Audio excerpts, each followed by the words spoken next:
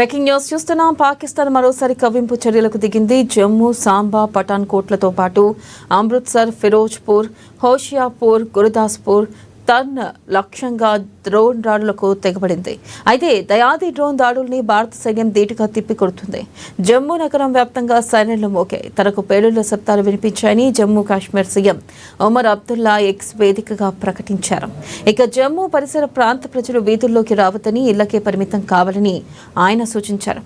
వదంతులను పట్టించుకోవద్దని, ఆధారాలు లేని ధృవీకరించని సమాచారాన్ని వ్యాప్తి చేయొద్దని పిలుపునిచ్చారు.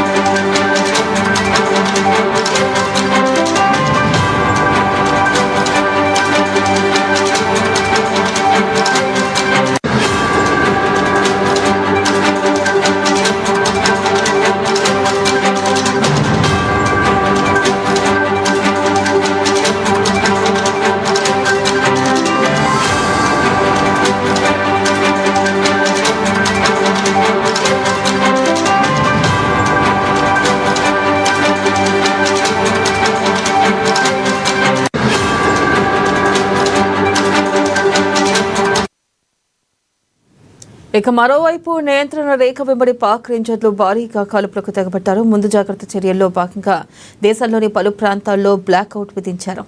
జమ్మూ డివిజన్ ఉదంపూర్లో పూర్తిగా బ్లాక్అవుట్ పాటించారు. ఆ ప్రాంతంలో భారీగా సైరన్ శబ్దాలు వినిపిస్తున్నాయి. జమ్మూ, అక్నూ, జైసల్మేర్, హర్యానాలోని అంబాలా, పంచకుల, పంజాబ్లోని ఫిరోజ్పూర్, మెఘా, జలంధర్, ఫజిల్కా సహా పలు సరిహద్దు ప్రాంతాల్లో విద్యుత్ సరఫరాను నిలిపివేశారు. ఇక దీనిపై మరింత సమాచారాన్ని మా ప్రతినిధి హరీష్ ఫోన్ లైన్ ద్వారా అందిస్తారు. హరీష్, చెప్పండి, ప్రస్తుతం జమ్మూ కాశ్మీర్ సరిహద్దుల్లో ఎలా ఉంది, అలాగే ఇంకా కాల్పులు కొనసాగుతున్నాయా? తాజా అప్డేట్స్ ఏంటి? రైతు వెనెల భారత్ పాక్ యుద్ధం కొనసాగుతున్నది. ఒకవైపు ఇరు దేశాలకు సంబంధించి కూడా దాడులు కొనసాగుతున్న నేపథ్యం అయితే కనిపిస్తోంది. ఇప్పటికీ అయితే భారత్కు సంబంధించి కూడా 9 నగరాలు ఉగ్రవాద స్థావరాలపై 9 నగరాలపైన భారత్ దాడి చేసింది. ఇక పాకిస్తాన్ సంబంధించి కూడా 15 నగరాలపైన కూడా భారత్ దాడులకు తెగబడతా ఉన్నది. ఒకవైపు జమ్మూ కాశ్మీర్ సరిహద్దు ప్రాంతాలకు సంబంధించి కూడా లక్ష్యంగా చేసుకొని దాడులకు పాల్పడుతుంది. ఒకవైపు డ్రోన్స్ సంబంధించిన ఆత్మాహుతి దాడులకు సంబంధించి కూడా పాల్పడుతున్న నేపథ్యం ఉంది. అయితే భారత్కు సంబంధించి కూడా త్రివిధ దళాలు ఎప్పటికప్పుడు అడ్డుకుంటా ఉన్నారు. ఇక నిన్న సంబంధించి కూడా 50 డ్రోన్లకు పైగా కూడా ఒకేసారిగా పాక్ జమ్మూ కాశ్మీర్ సరిహద్దులోకి తెచ్చుకునేందుకు ప్రయత్నించింది. దాన్ని S-400 సిస్టంతో కూడా భారత్ అడ్డుకుంటుంది నేపథ్యం అయితే కనిపిస్తా ఉంది. ఇక నిన్నకు సంబంధించి కూడా అర్ధరాత్రి సమయంలో సంబంధించి కూడా ఏదైతే భారత్ సరిహద్దుకి సంబంధించిన లాహోర్లో బాంబు పేలుళ్లకు సంబంధించి కూడా పాకిస్తాన్ ఒడిగట్టింది. ఇక పాకిస్తాన్ ప్రధానంగా ఏదైతే భారత్ సరిహద్దులైన జమ్మూ కాశ్మీర్ కావచ్చు, పంజాబ్, రాజస్థాన్ సరిహద్దుల్లో కాల్పులు జరుపుతా ఉన్నది. ఒకవైపు పాకిస్తాన్ ఆర్మీకి సంబంధించి కూడా సరిహద్దు ఏదైతే సామాన్య ప్రజలనే టార్గెట్ గా చేసుకుని కాల్పులకు ఒడిగాడుతా ఉన్నారు. ఇప్పటికీ భారత్ కు సంబంధించి కావచ్చు, ఇక మొత్తంగా త్రివిధ దళాలకు సంబంధించి కూడా అలర్ట్ అయ్యారు. ఇక ఈ రోజుకు సంబంధించి కూడా కీలక సమావేశం జరగబోతా ఉన్న నేపథ్యం అయితే కనిపిస్తా ఉంది. ఈ రోజు ఉదయం 10 గంటలకు సంబంధించి కూడా ఏదైతే భారత్ పాక్ మధ్య ఉద్రిక్తతకు సంబంధించి కూడా పూర్తి ఒక కీలకమైన సమావేశం జరగబోతుంది. ఈ సమావేశానికి సంబంధించి కూడా పూర్తిగా భారత్ మిలిటరీ ఆపరేషన్ కి సంబంధించి కూడా ఏ విధంగా ఉండబోతుంది. ఎందుకంటే ఇప్పటికే పాకిస్తాన్ కి సంబంధించి కూడా ఈ రోజు ఏదైతే ఉదయం తెల్లవారుజామునకు సంబంధించి కూడా ప్రెస్ మీట్ పెట్టడం జరిగింది. దాంట్లో ఇప్పటికే ఫుల్ స్థాయిలో అంటే మొత్తంగా military operation full scale of military operation చేపడుతున్నట్టుగా ప్రకటించింది. ఆపరేషన్ బనియాన్ ఉల్ మర్సూర్స్ అనే పేరుతో కూడా ఈ ఆపరేషన్ ప్రారంభిస్తున్నట్టుగా కూడా పాకిస్తాన్ తెలిపి దీంతో పాకిస్తాన్ కు సంబంధించి కూడా భారత్ పైన దాడులను తీవ్రతరం చేసే అవకాశం అయితే కనిపిస్తా ఉంది. కాబట్టి ఇప్పటికే ఆర్మీ ఇండియన్ ప్రెస్ మీట్ సంబంధించి కూడా 10 గంటలకు నిర్వహించే అవకాశాలు అయితే కనిపిస్తున్నాయి. ఇప్పటికే భారత్ సంబంధించి కూడా ప్రత్యక్షంగా యుద్ధం ప్రకటించడంతో ప్రపంచ వ్యాప్తంగా ఇప్పుడు సంబంధించి కూడా 2 దేశాల పైన ఎదురు చూస్తా ఉన్నారు. ఒకవైపు పాకిస్తాన్ కి సంబంధించి కూడా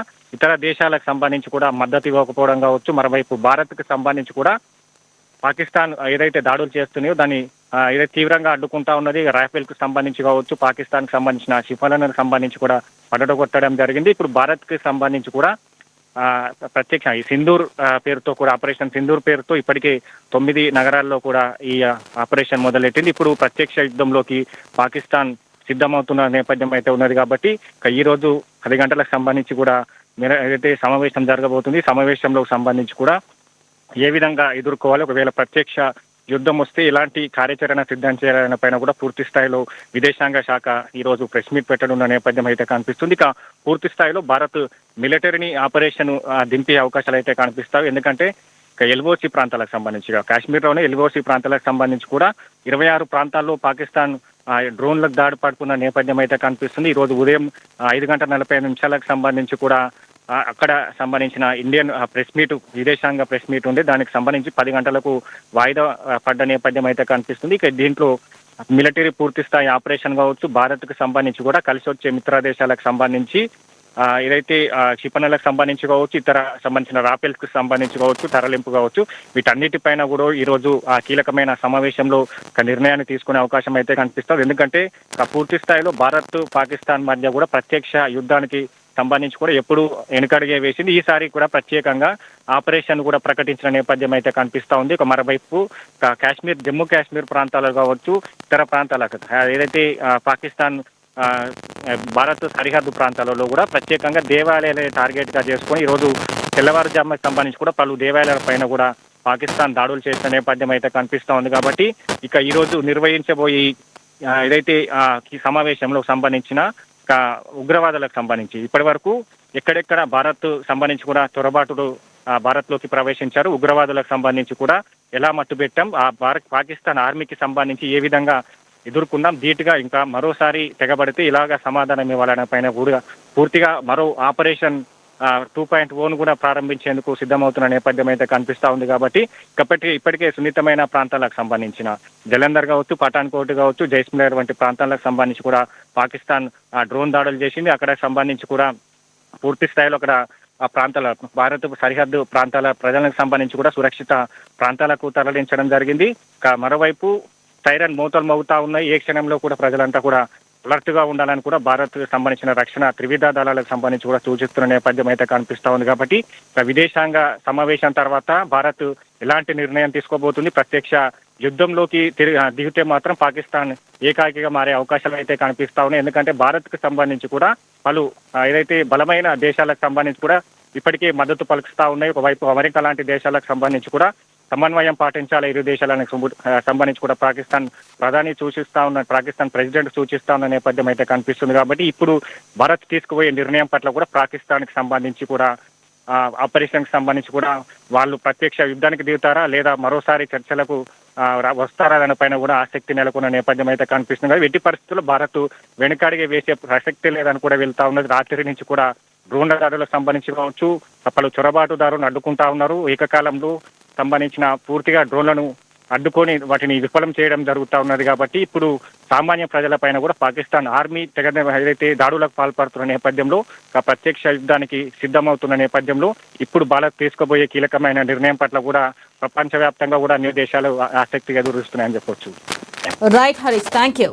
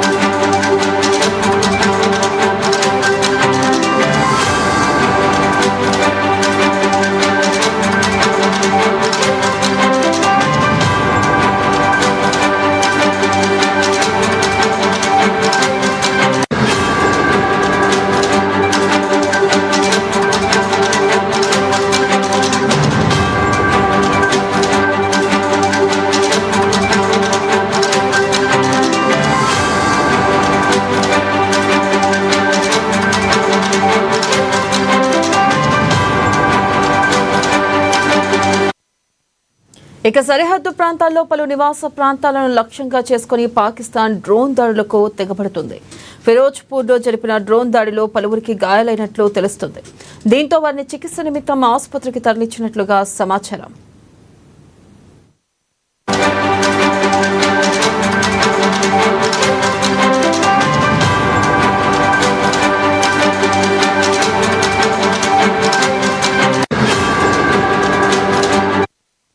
ఇక దేశ రాజధాని ఢిల్లీ లక్ష్యంగా చేసుకున్న దయాది పాక్ ఫతహ్ 1, ఫతహ్ 2 మిసైల్స్ ను ప్రయోగించింది. ఇక క్షిపణుల లక్ష్యం చేరకముందే ఇండియన్ ఆర్మీ అడ్డుకుని గాల్లోనే బ్లాస్ట్ చేసింది. పాక్ మిసైల్స్ ను ఆకాశ్ బరక్ 8 సిస్టమ్ సమర్థవంతంగా అడ్డుకున్నాయి. హర్యానా ప్రాంతంలోని సిర్సాలో పాక్ క్షిపణి కూలినట్లుగా సమాచారం అందుతుంది. ఈ క్రమంలోనే పాకిస్తాన్ భారత్పై తీవ్ర ఆరోపణలు చేసింది. తమ 3 వైమానిక స్థావరాలపై ఇండియన్ ఆర్మీ దాడి చేసినట్లుగా ప్రకటించింది. ఇక రావల్పిండిలోని నూర్ఖాన్ వైమానిక స్థావరంపై దాడులు చేసిందని పేర్కొంది. మురిద్, రఫీకి వైమానిక స్థావరాలపై భారత్ ఎయిర్ స్ట్రైక్ చేసిందని ఆరోపించింది. భారత క్షిపణులను తమ ఎయిర్ డిఫెన్స్ సిస్టమ్ అడ్డుకుందని తెలిపారు. ఉద్రిక్తతల నేపథ్యంలో మరోవైపు కరాచీ ఎయిర్పోర్ట్ను లాక్డౌన్ చేశారు. ఆ ఎయిర్పోర్ట్లో ఉన్న ప్రయాణికులను అక్కడి నుంచి తరలించారు. తమ వైమానిక స్థావరాలకు పెద్దగా ఆస్తి నష్టం జరగలేదని పాక్ ఆర్మీ అధికారులు పేర్కొన్నారు. అయితే భారత్ ఊహించని దెబ్బతో పాక్ తమ ఎయిర్ స్పేస్ ను బ్లాక్ చేస్తున్నట్లుగా ప్రకటించింది.